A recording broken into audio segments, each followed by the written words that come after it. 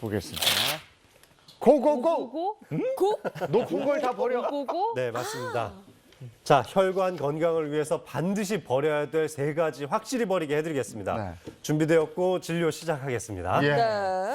자, 그 세 가지가 뭘까요? 네. 자, 새해 첫날부터 말씀드렸던 바로 네. 이 문제는 바로 고혈압, 네. 고지혈증, 그리고 고혈당입니다. 이게 그러니까 전부 정상 범위보다 수치가 높으면 문제가 되는 것들이군요. 네, 맞아요. 그러니까 이제 정상 범위부터 한번 좀 살펴보시면요. 네. 고혈압의 진단 기준은 140에 90, 수축기혈압 140과 이완기혈압 90을 생각하시면 되겠고요. 이 경계선상은 130에 85니까 그 이상 되시면은 경계를 하셔야 됩니다. 고지혈증 같은 경우는 총 콜레스테롤 기준으로 230이고 중성지방 기준으로는 200입니다. LDL 콜레스테롤 기준으로는 150 이상을 고지혈증의 진단 기준으로 보고 있고요.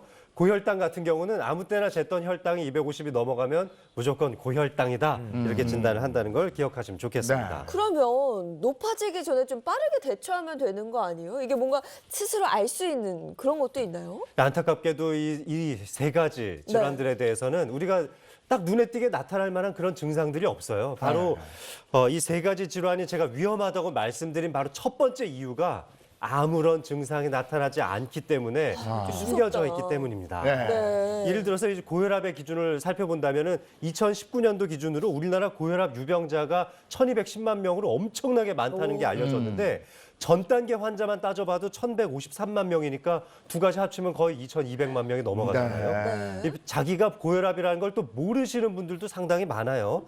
알고 치료받는 경우가 61%밖에 되지도 않고 제대로 치료받는 분들도 48%밖에 되지 않습니다.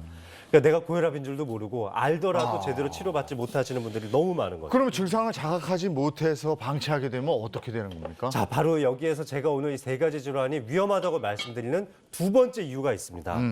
이 세 가지 질환은 모두 다 합병증을 동반할 수 있다는 건데요. 예를 들면은 겨울철에 뇌졸중 발생 비율이 약 7% 정도 늘어나고 이 심근경색 발생 위험도는 그 2배, 14%가 늘어나는데 이 세 가지 질환에 의한 합병증이라고도 볼 수 있는 거죠. 네. 한국인의 사망 원인 1위를 꼽는다면 단연코 심뇌혈관 질환을 생각해 볼 수 있는데 이 질환들에 대한 기여도를 살펴봤을 때 고혈압이 이제 가장 많고요. 또 고지혈증이나 당뇨도 그거 뒤를 이어서 아주 중요한 부분을 차지하고 있는 겁니다. 네. 그런데 이 세 가지 질환들을 각각 관리해야 되겠다 싶은데 왜 묶어서 한 번에 말씀하시는 거예요? 바로 여기에서 이 세 가지 질환이 중요하다고 말씀드린 세 번째 이유인데요.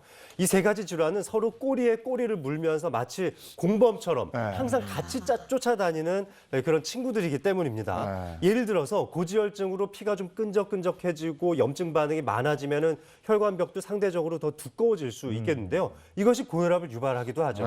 그리고 또 중성지방 높으신 분들 보면은 대개 좀 비만인 경우가 많잖아요. 이런 분들이 고혈압도 같이 동반하는 경우가 많은데 바로 이럴 때 이 당뇨병, 인슐린에 대한 저항성이 떨어지면서 당뇨병도 함께 생길 수 있는 겁니다.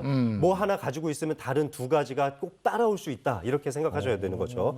예를 들어서 2006년도에 비해서 2016년도 그러니까 약 10년 정도 지나면서 세 가지 질환을 다 같이 갖고 있는 환자의 숫자가 34만 명에서 140만 명으로 엄청나게 늘었습니다. 그러니까 내가 하나만 가지고 있다고 해서 방심하지 말고 언젠가 꼭 두 가지, 세 가지가 같이 생길 수 있다는 것도 알아두시면 좋겠습니다. 이게 주변에서 보면 고혈압약 드시는 분들이 고지혈증 그 약을 드시는 분이 있고 네. 당뇨 있는 분들이 또 저 고혈압약 드시고 뭐 이런 분들이 있는데 그러면 이 세 가지 질환을 동시에 어떻게 관리를 해야 됩니까? 뭐 일단은 국가에서 시행하는 건강검진만 잘 활용하셔도 정말 도움이 되는데요. 네. 저도 30대 후반부터 고지혈증 진단을 받고 약을 먹고 있거든요. 남성들이라면 사실 직장 내 건강검진이 많아서 많이들 하고 계시죠. 제가 정말로 추천드리고 싶은 것은 50대 이후에는 매년 한 번씩은 고지혈증 검사를 꼭 받아보시라고 권유를 드리고 싶고 특히 건강검진의 기회를 많이 갖지 못하시는 중년의 여성분들 반드시 고지혈증 검사를 매년 꼭 해보셨으면 좋겠습니다. 아, 여기서 또 중년 여성 귀보가 나왔어요. 정말 고지혈증 검사 꼭 필요하다고 하니까 정말 받아봐야 될 것 같습니다. 피 검사하면 되는 건가요? 네, 맞습니다. 왜냐하면 여성분들한테 이런 이유를 더 드리는 이유가 여성인 경우는 우리나라가 이제 사망 원인으로 찾아보면 암이 1위고 2, 3위를 차지하는 게 이제 심장혈관 질환과 뇌혈관 질환인데요. 여성인 경우에는 뇌혈관 질환 때문에 사망할 가능성이 1위입니다. 네. 그래서 여성인 경우에 더 중요하고 이것이 이제 폐경과 갱년기를 지나가면서 호르몬의 불균형 때문에 혈관 질환이 많이 생길 수 있기 때문입니다. 네. 이뿐만 아니라 근육량도 좀 줄어들고 체지방률도 높아지니까 고지혈증이나 당뇨에 이환될 가능성도 높기 때문이죠.